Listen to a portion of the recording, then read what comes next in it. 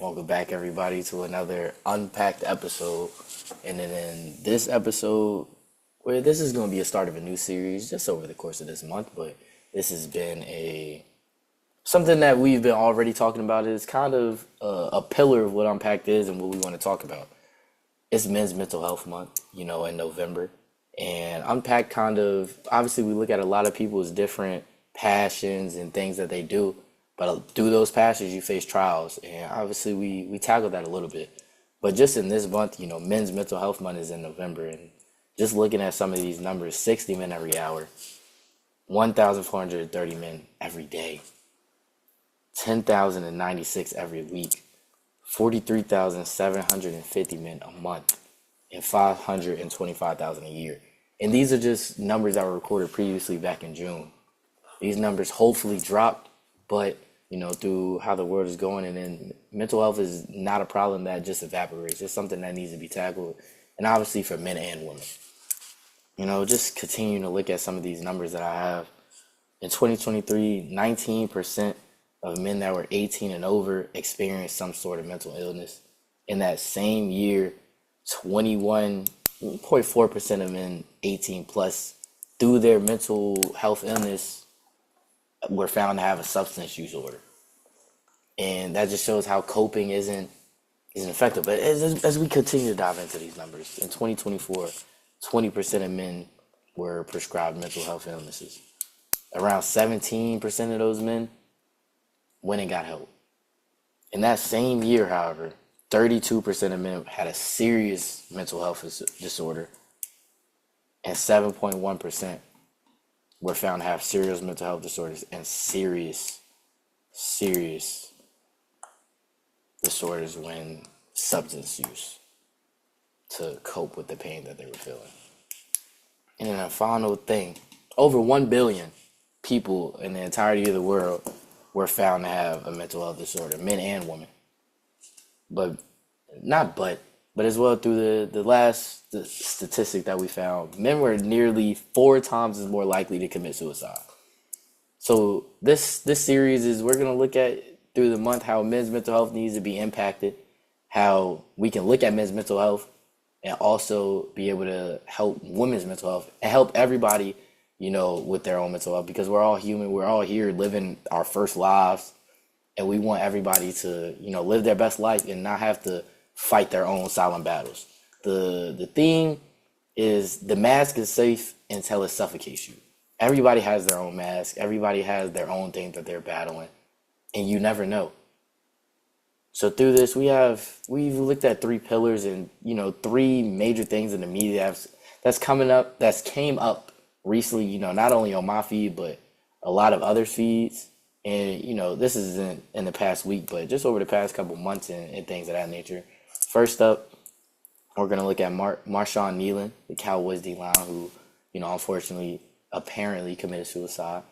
We're gonna look at Travis Hunter and the criticism he faced diving into getting baptized on the day of a game, and then Michael B. Jordan and how he felt coming out of Creed 3, where he went into his own isolation phase.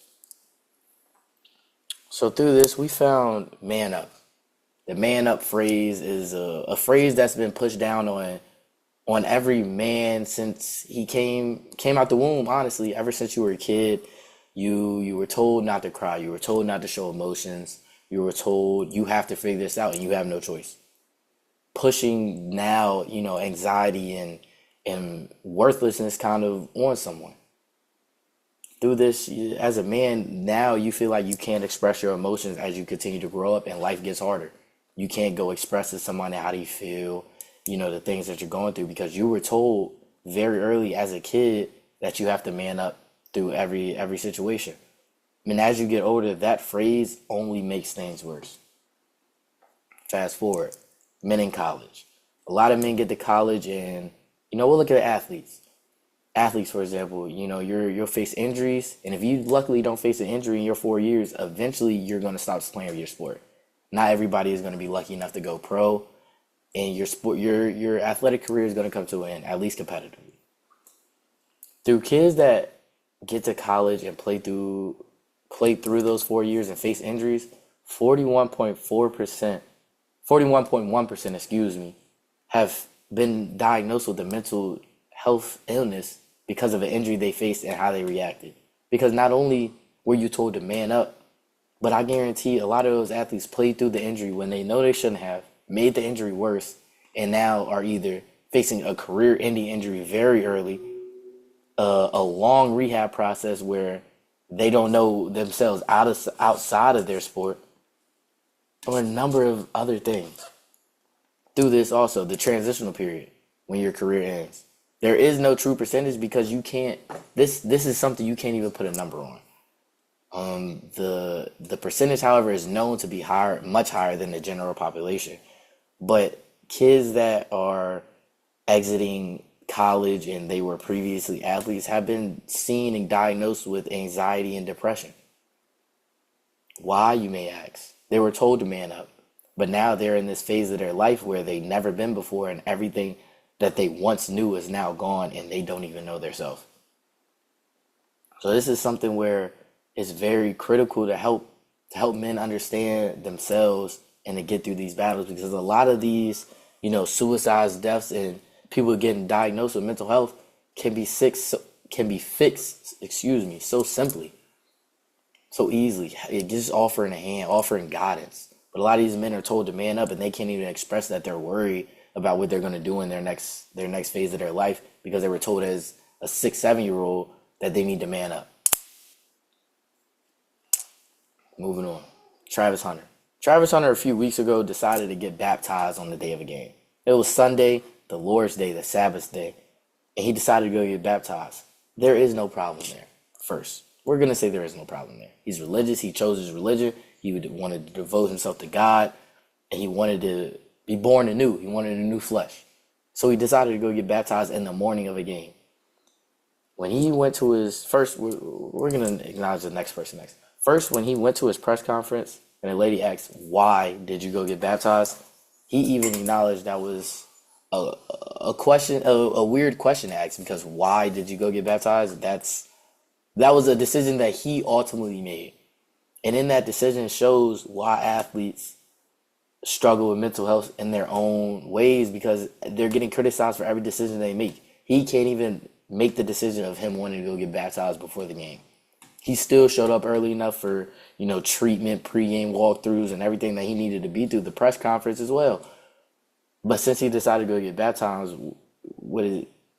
it's a problem.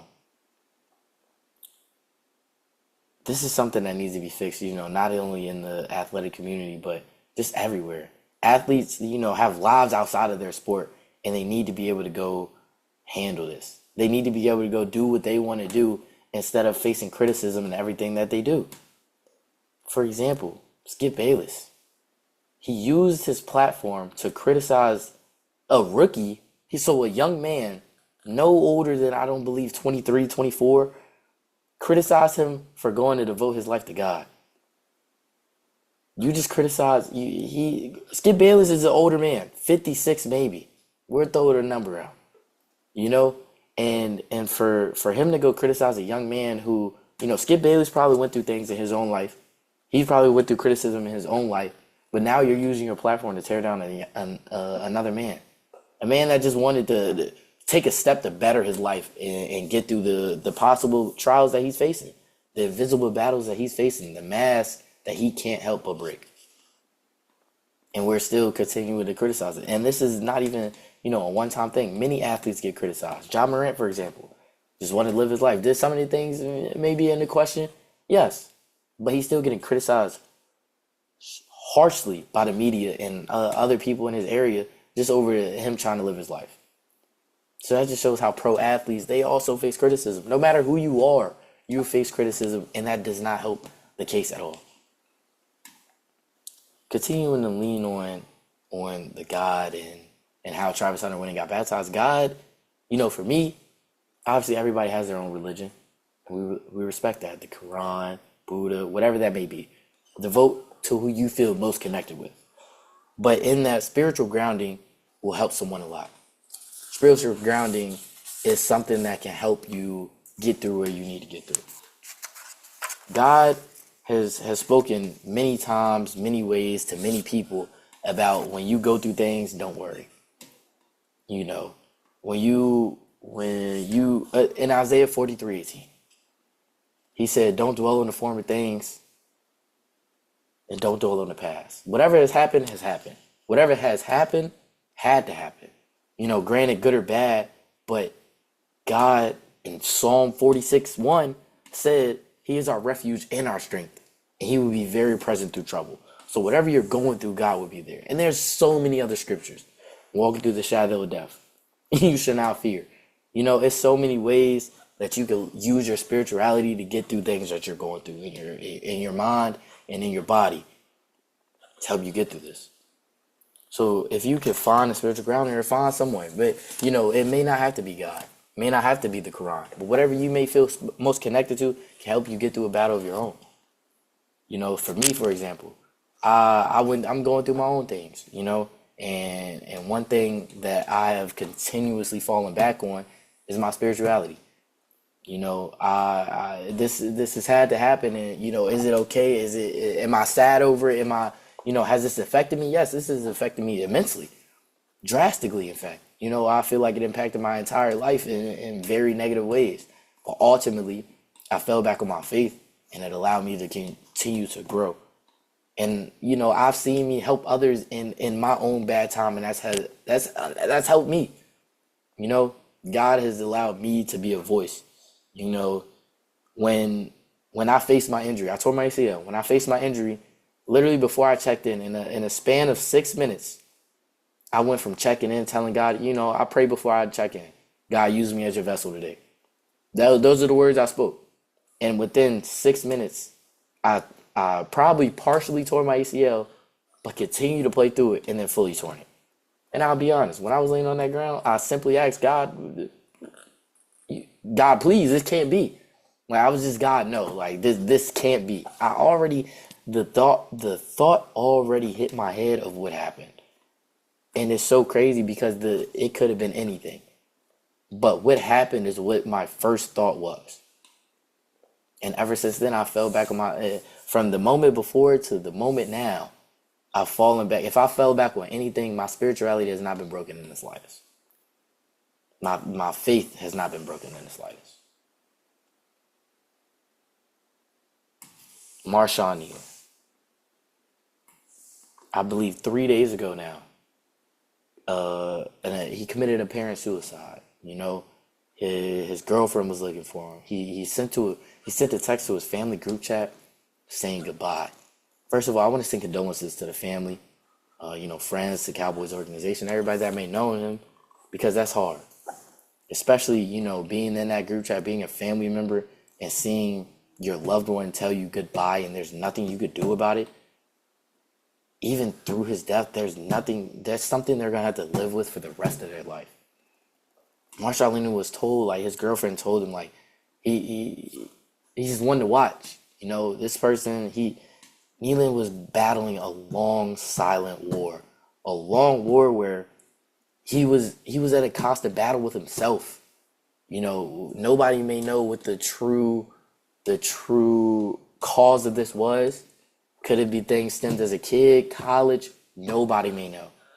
This young man was, one of the proudest moments, some people's moments that they could only dream of and say that would be the best moment in their life. Scored his first NFL touchdown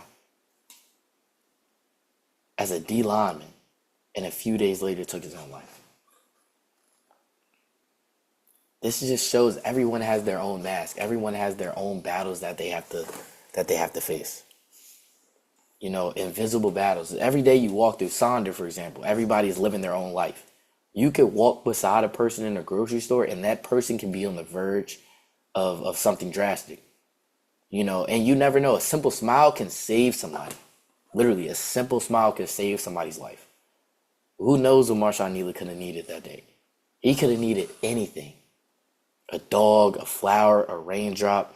Anything could have helped him that day. But unfortunately, we lost another man.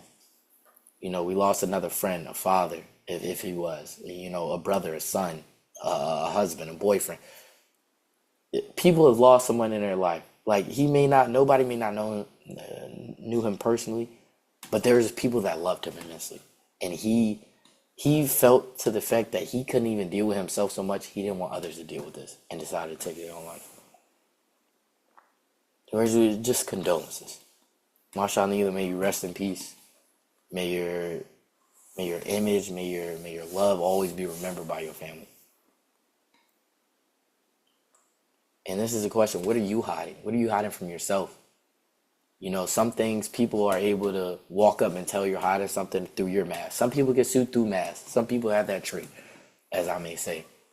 You have a trait where you can see somebody is having a bad day. Somebody is, lying through their mask. They have a mask on and you're seeing right through it. They're saying they're fine when they're not fine at all. So what are you hiding?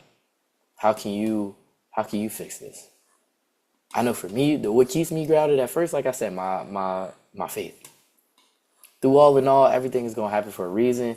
And if I remain grounded in this, I know I'll get through it at any given scenario. Next, my safe space. Honestly, here, if I sit here and do things here, I feel a little bit better. But something that feels even better than this, now that soccer is gone and I can't even really go play that now at all, is the gym.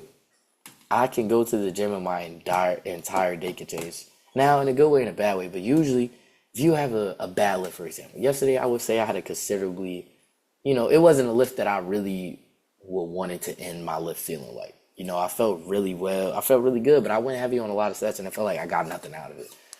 I looked at my friend that I lifted with and said, it feels bad, but ultimately this was good. We still got to lift it. We still got better. We conversated about a lot of things. And this lift allowed us to continuously grow. I may not feel like I did a lot, but really I did a lot on a deeper idea. I kind of look at a lot of things as an iceberg, substance. Everything has substance. Whatever you do is always something deeper. I went to the gym. I didn't have a bad lift, but ultimately I had a good time lifting. I enjoy lifting. I still lifted that day. Having a bad lift is better than having no lift at all. Having a bad day is better than having no day at all.